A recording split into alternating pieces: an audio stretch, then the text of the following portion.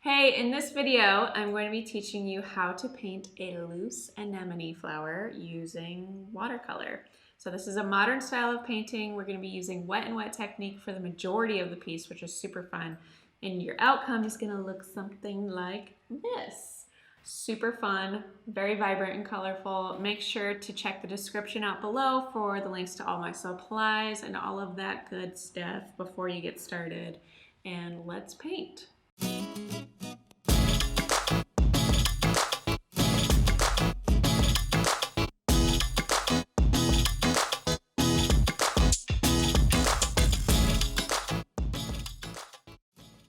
Okay, so for today's video and for always, whenever I'm painting with watercolor, I'm always using these same supplies. Sometimes I'll switch it up here and there, but pretty much for florals, I predominantly use round brushes.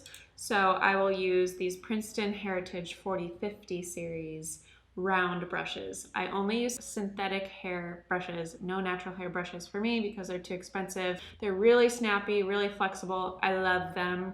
I go into a lot more detail on how to use your brushes and whatnot in my book, Everyday Watercolor. And then I also have a floral watercolor book coming out June 2019 that you can pre-order on Amazon, linked below, where I talk all about supplies, how to use them, why it's good to have high quality supplies, etc. So, but for today's video, I'm only going to be using one brush.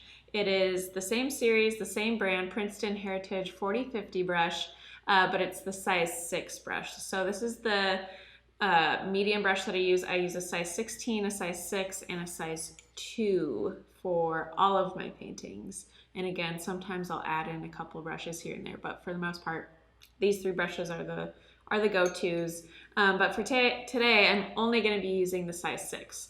So what we're going to do is I'm going to show you how to paint an anemone flower using a loose wet and wet technique. Wet and wet technique, if you don't know what it is literally what it is, what the title is. It is what it sounds like. So basically you can use water on your paper, and while that water is still wet, you can punch in color and it will move and blend and diffuse. So the diffusing is really fun to see because it's kind of like magic. It's the best part of watercolor in my opinion.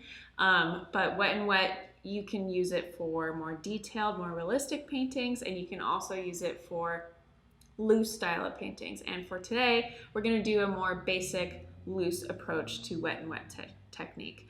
I always have 2 cups of water on my desk when I'm painting so I can separate warm and cool colors, or at least have one water that's for clean water and the other for dirty water for rinsing off, if that's how you prefer. But I like to have my reds, oranges, pinks, yellows, etc. rinsed off in this cup, and then my blues, greens, and yellows off in this cup. So we're not mixing contrasting colors like red and green, for example, in the same cup and getting brown water, because contrasting colors usually mixes up brown. So that leaves us with having clean water for the most part. It's going to be red and blue water eventually. So we're not using brown water to contaminate our colors. Just convenient. So I am going to be painting a bluish violet-ish tone anemone flower. You can choose to paint. I have this just scratch piece of paper that I was painting on really quickly the other day, but this anemone is the red and white variation. There's like this red violet one. So you can look at it, pull up a photo of an anemone flower if you're feeling a lack of inspiration for color or for perspective or whatever. I'm just going to show you a straight down, looking straight at the face of the anemone perspective in a blue violet tone, and you can go from there. Keep practicing. It's a really fun way to paint. So I'm going to load up with water on my size 6 brush. I get the question a lot about how much water to use when painting wet and wet. And my answer is it really depends on the amount of surface that you're covering. So if you're doing a full-blown wash from top to bottom on your paper, you're going to want a lot of water on your brush because you have a lot of area to cover. But if you're just painting a little 2-3 inch petal, you don't want your brush soaking wet with water because you're going to create what I like to call a wall of water. So when you have a really thick puddle of water on your paper, it's going to create a wall of water. So when you go to punch in color and you want to see that beautiful diffusing action happening, it's not going to happen because that puddle of water is acting like a wall. It's blocking the color from blending and diffusing, and so it just sits there. When you go for that big, punchy, bold effect of wet and wet, it's just going to go bloop. It'd be a really sad, just stop right there in place. So we don't want that. We want it to burst and to blend and to get all crazy and really fun to look at. So you want to, for about this size area that you're covering for this petal, you want to just get it so it's glistening in the light, but not dripping with water. So there's no water droplets coming off. But before we get to the petals, I'm going to start with the center of the flower. So the center of anemone flowers is black, straight up black. You can do, if you're doing more realistic, there's going to be different shades of black, different tones of black. You're not going to have straight jet black. You're going to have like brown blacks, gray, purple blacks, blue blacks, etc. But for this black, I'm just painting a loose style floral. It's in a modern style, so I'm just going to load up with the color Mars Black. All of the paint that I use is from Winsor & Newton, and it's all professional level. Every artist is different, so definitely explore supplies and different materials that kind of suit your style and what you like to use, but this is what I prefer to use, and I really dig them. I get really great results from them, from these colors. All right, so I'm loading up with a really thick amount of black on my brush, and I'm not just getting the tip of my brush coated in black. I'm getting the full brush, so all the way from belly to tip. Because I'm also going to be using the belly of the brush for strokes, I don't want just the tip covered in black. So I'm going to come to about the center of my paper, and I'm just going to point and press and kind of make this little circle outline.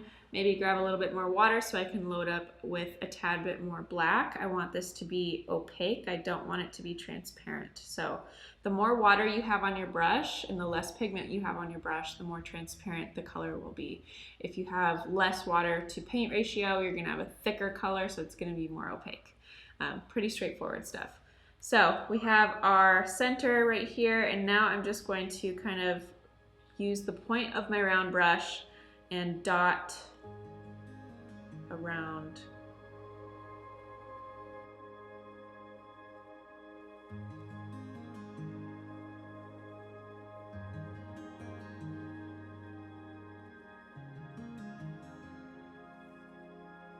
So I'm just going to use the tip of my round tip brush and just make dots all the way around the center of the circle. I'm staggering the dots around the circle and in height, in distance away from the actual the center of the flower, the bulb.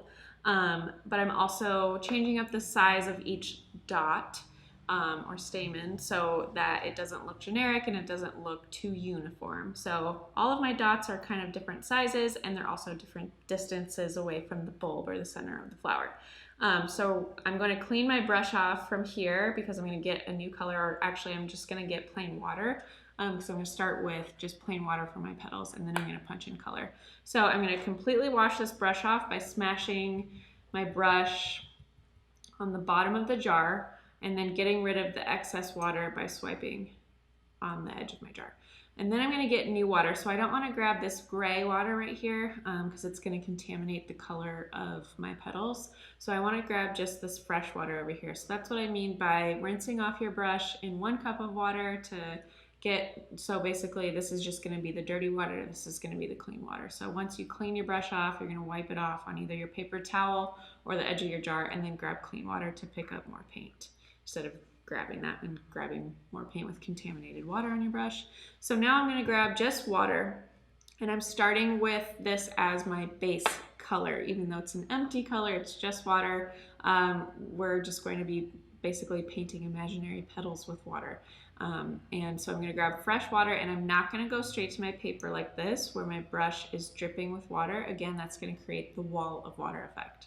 So I'm going to swipe 2 or 3 times on the edge of my jar, maybe just a tad more. But anytime I'm painting a flower, especially one where I'm looking directly at the eye or the bulb of the flower, you want to make sure you're pointing all of your petals back to that bulb, or back to that center point of the flower, because that's where all of them meet. The bulb, the stamen, the pollen, etc., and the petals meet where the tip of the stem is, and it's right under the bulb of the flower. So if you have a petal that maybe your bulb is here and you have a petal that's pointing straight up or straight down and not back towards the center of the flower, the bulb, it's going to look really whack and the proportions are going to be off. People are going to look at it and not know why it looks so funky or so weird, but it's because the proportions are off.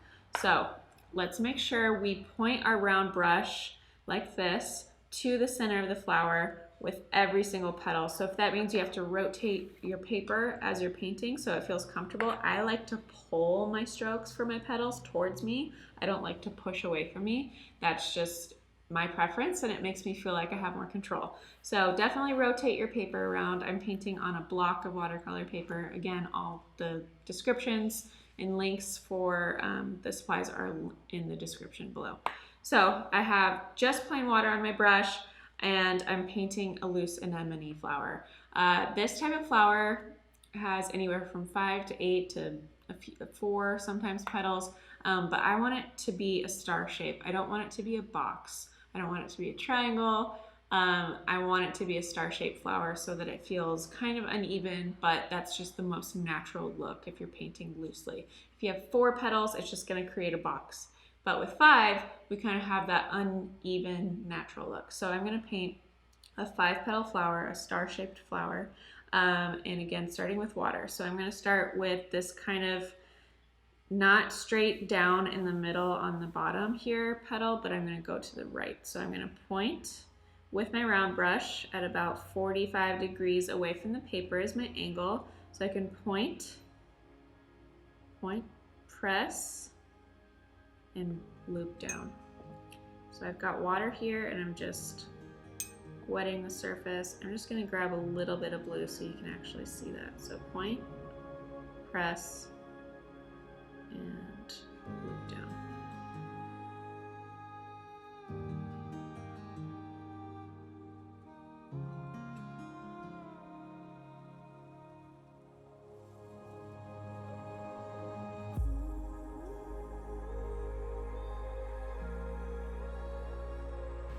So we're kind of doing each petal in 3 parts. I have the outside of the petals, or like the parentheses, and then we have the meat or the body of the petals. I don't know, I'm just making that up. That's not technical terms or anything, but I'm a visual person, so I like to think of the outside edge of the petals as parentheses. The sides are pointing in to the body or the meat of the petal, or like a sandwich, a hamburger. I love hamburgers.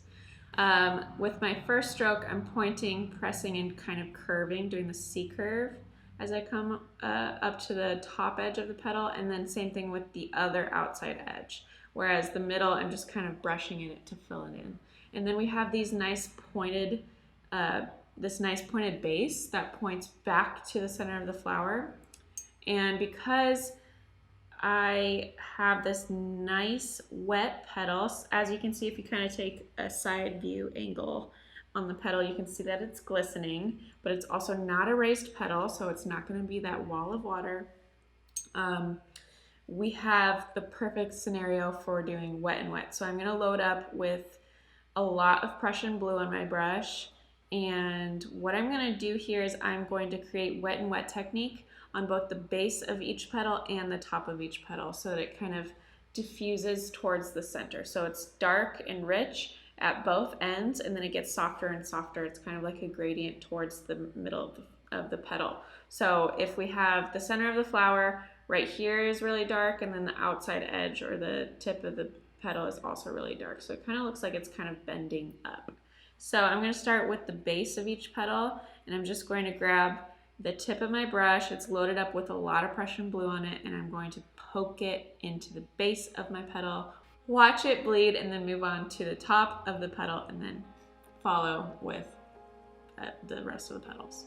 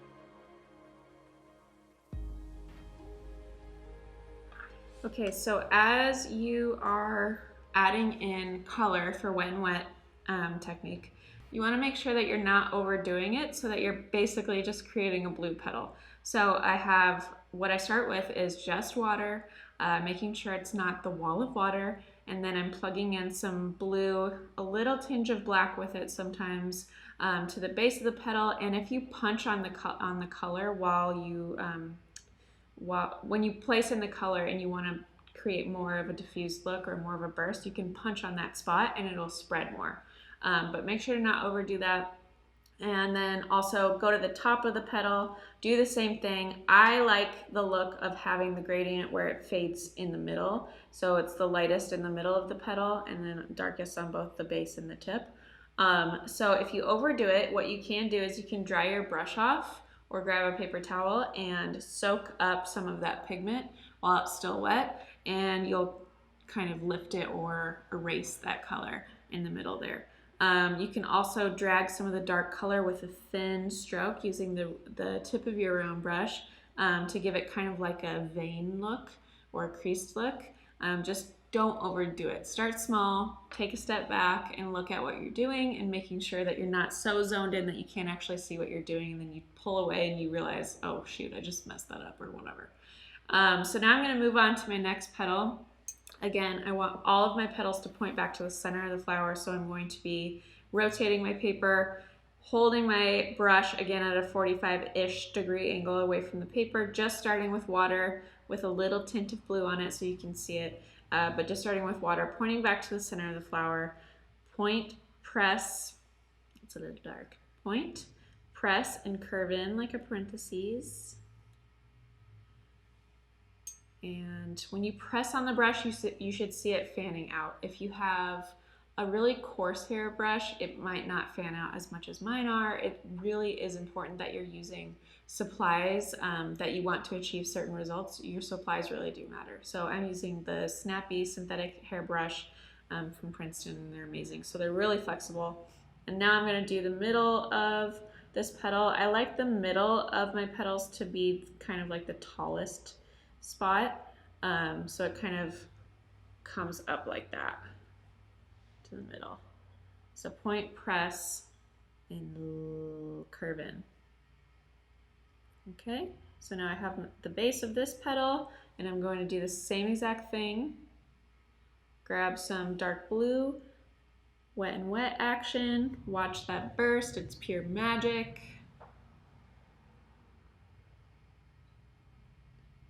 And let it diffuse. Don't overdo it. Just kind of put some down, take a step back, and move to the top. And then after you're done with the top, if you decide maybe the base needs a little bit more blue, maybe a little bit of black, then you can.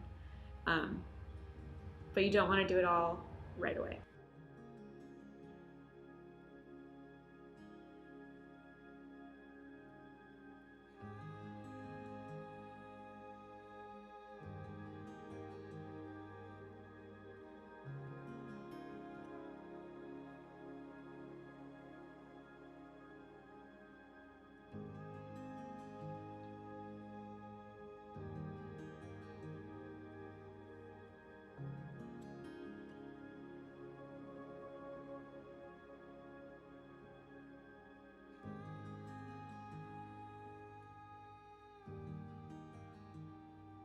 All right, so I've got my second petal done. Now I'm just gonna do the same exact steps for the next 3 petals. Again, if you are deciding you want 6 petals, by all means, have 6 petals, but I prefer the look of 5 as a star-shaped flower.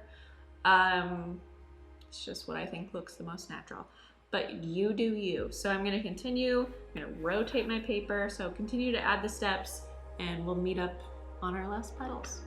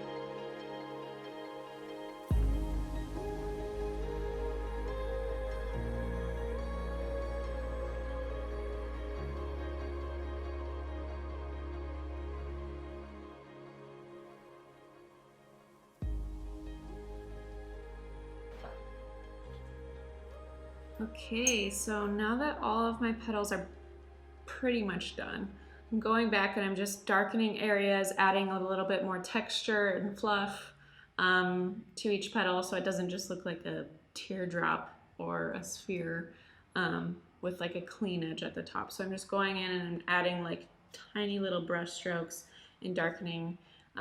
If your petal is dry and you want to add texture to it, you just have to make sure you paint over the entire petal. Otherwise, you're going to have a hard line because you're going to have layers of watercolor on top of watercolor. So you're going to have the underneath showing where it has the clean edge, and then you paint over top of it so it'll have the hard line underneath because it's transparent. So make sure you paint over the full petal, or if you have just water on your brush, you can kind of do these tiny circular motions, or what I like to call them as brushing your teeth motions, to kind of try and lift that color from underneath it up so it doesn't create that hard line of that like perfect teardrop edge or circular edge. So I'm just going to go in and add a bit more texture, darken some areas, and then we can call it a day on the actual flower. I'm also going to add a stem and leaves to this so you can see how I do that as well. But once you're ready, pick up for stem and leaves, add some texture, add some movement to your flower, and make sure you're leaving some area of the petal where there's like a less saturation of color. So the value or the lightness or darkness is a much lighter value in the center or somewhere on the petal. Okay, so now that I've got my petals pretty much done, I'm going to completely rinse my brush off. I didn't keep the clean water, dirty water thing like I said I would, but it's fine because I'm just going to add green, blue, mix up green with yellow, so I'm fine with it. So I'm just going to grab some of this blue water because I don't want like a muted green, I want a green. I'm going to grab some of this blue water and some of my sap green from Winsor Newton, permanent sap green. A lot of it on my brush, so I'm grabbing and rolling it around in my dish of sap green. La la la. And then I'm going to make it a yellow green because I don't want it too hunter green or too traditional green, straightforward, straight up, whatever the technical term is. I want it to be a yellow green so it feels really bright next to this dark blue. So we have a yellow green on our brush. Grab a little bit of water because the mixture feels a bit thick on my brush. If you're like, what do you mean it feels thick? Let me tell you. When it feels like the brush is kind of smacking when it hits the paint, like it's making that smacking sound, literally, you're mixing up like you're mixing up mud. Think of it that way. You don't want the consistency of mud feeling on your brush. It's just gonna kind of feel like mud. It's gonna feel like mud when you put it on the paper. It's gonna feel like that on your brush. So you want it to glide a little bit more, but also you don't want that wall of water, so you don't want the consistency of actual water. You want it to be just a little bit more wet than mud.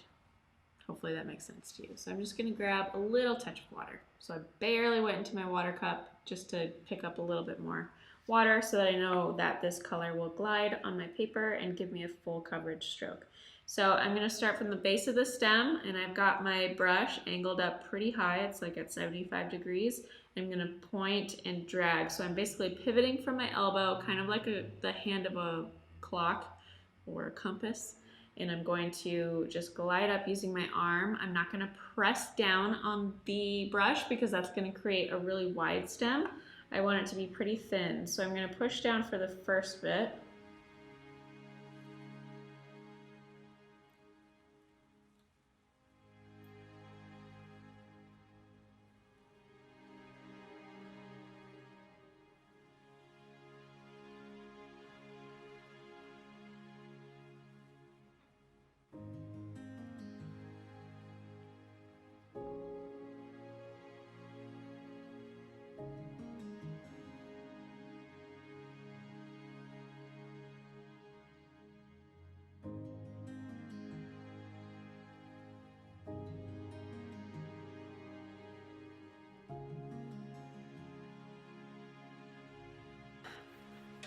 So I'm just kind of pressing down on the base of the stem just to give it a little bit of thickness. And then for the rest of the stem, I'm keeping a really steady hand and forearm kind of connected and staying straight. And then I'm pivoting from my elbow resting my forearm on the table or on my paper for stability, and then I'm just dragging it all the way up to point back to the center of the flower. Always point back to the center of the flower with your stems, with your petals, etc., because that is where the entire flower connects, essentially. So I have this stem. I'm going to thicken it a little bit by just going back over it with more of those same strokes, maybe grab some more paint. And then I'm gonna have these little offshoot stems. You can go whatever direction you want to, but just make sure you're kind of grabbing the main stem and then curving out. Don't just plug these shoots anywhere on the stem where they just like kind of plug in like an arm of a stick figure. You want it to curve out. You want it to be a nice smooth flow out of the main stem instead of just like plugged in. So I'm curving out of the main stem with all of these little offshoots. And I love the yellow-green bleeding into the blue petals. So if you can, work really quickly from petals to stem. That's ideal in my opinion. I love the burst of colors. I think it's just interesting to look at. So now I have my stems laid out. This doesn't have to be final. I'm going to continue adding stems and leaves where I see fit. I kind of like similar to the petals as I'm doing the wet and wet stuff. I'm always doing a stem here and there, taking a step back and looking how it's coming out, and then adding leaves, etc., and kind of going with the flow, making sure to kind of be in this weird limbo between turning your brain off and then fully using your brain. I know it sounds confusing, but it's called flow. All right, so now I'm gonna add in leaves. I don't wanna just perfectly frame the flower, so I'm going to go onto these offshoots first, see where it leads me. I have this stem kind of going behind the petals here, so I'm gonna have a leaf poking out behind it that points back to that stem that it would be attached to.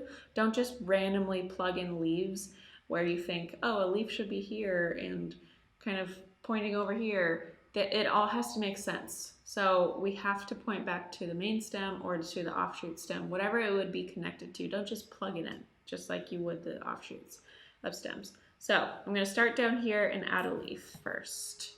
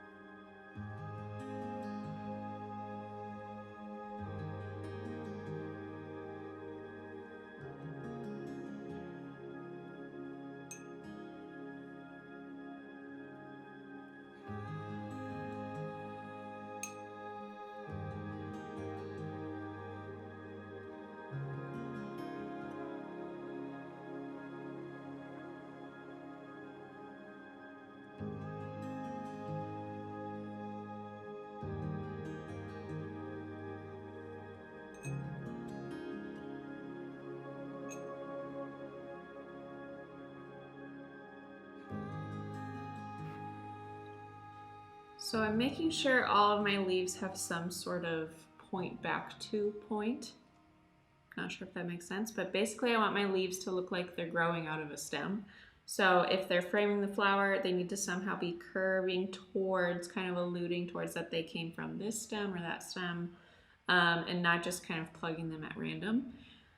And changing up my values of leaves, so making sure I'm not just using a dark green for all of my leaves. So if you want to lighten up your value, all you got to do, if you have a really thick amount of paint on your brush and you just used it for a leaf and you want that same color or hue, but you just want a slightly lighter version, you can go to your water cup and kind of flick it around to release pigment or lighten it, and then always swipe off that excess, and then you have a lighter version of that color. And again, this is a loose style of painting. I'm not referencing a photo, so I'm not making sure that every single leaf is placed in the exact position it needs to go based on a photo. It's basically just kind of based off of flow and feeling. So I like to look at the rule of thirds and just kind of making sure that I never have like a box or a frame around a flower. So if I were to put another leaf up here in the left-hand corner, then that would make a 4.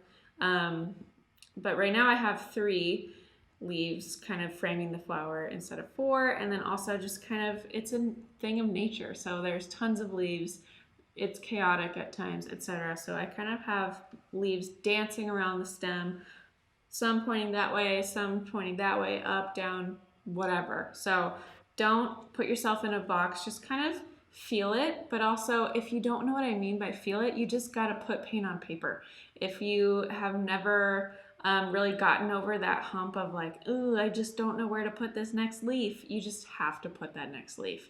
And if it doesn't look good, put it off to the side, start over, and keep painting. The more you paint and the more you make mistakes while you paint, the more you're going to learn. And you're going to learn, oh, that curve looks better there next to that type of stem, or next to that petal, or whatever. Or pouring out this way looks like really natural. So the more you paint, it's just based on a feel, and I can't teach feel. You have to practice in order to get that feel. I know that sounds like hippy dippy or like woohoo, but if you know what I'm talking about, then you know what I'm talking about, and you'll get there with practice. So keep practicing, but basically, rule of thumb, if there's ever any rules to nature, you can't put nature in a box, but if you were to kind of sum it up a little bit, there's always an originating point. So petals, stems, stamen, etc., they all come back to one part, and that's the main stem. They're growing out of the ground, obviously, from roots. So the stem comes out first, and then we got a little bud, and then it spreads out, and they're all connected. So when you pluck off those petals, you're plucking it off of one point. No, I'm just rambling. But it makes sense, I'm sure. And if you look at a flower in nature up close, you'll know what I'm talking about. So have fun with this. Keep practicing it. Make sure to tag me on Instagram. If you're on Instagram and you're posting your work, make sure you're commenting below with what you loved about this painting, what you didn't love, whatever. I'm open for anything. But I would love to hear from you, love to hear feedback, and I would also love to see your practice and your work practicing this loose anemone flower. So make sure to tag me on Instagram at Jenna Rainey. It's linked below. And stay tuned for more videos like this, and I'm excited to see your work. Thank you so much for watching this video. I hope you paint your little heart out and you have a fun time painting this loose style of anemone flower. But before you go, please make sure you subscribe to our channel, like this video, and comment below. We're doing a giveaway of this actual piece that I just painted, and I will sign it for you. So one lucky winner, will win this piece if you do those 3 things. So make sure you're subscribed to our channel, you like this video, and you comment below whatever you want to comment. Your favorite flower, what you're excited about, what your week looks like, what your day looks like, your middle name. I don't care. Just make it good, clean, fun. Nothing crazy. And we'll choose a winner. We'll choose a winner at random, and that winner will be sent this piece. So get painting, get commenting, liking, and subscribing.